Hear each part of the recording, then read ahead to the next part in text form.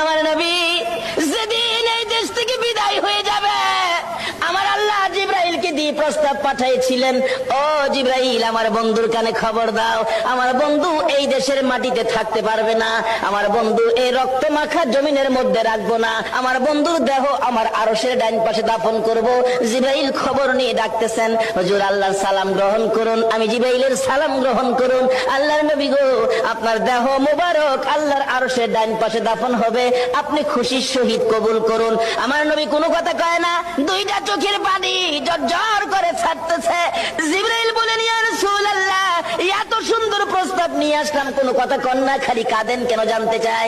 আমার নবী বলেন, জিবরাইল রে, তোমার জন্য খুশির খবর হতে পারে, আমি খুশি হতে পারলাম না। কেন পারলেন না?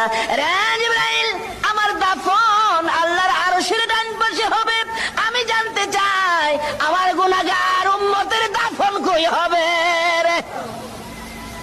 জিবরাইল বলেন, আপনার উম্মতের দাফন এই জমিনের মধ্যে হবে।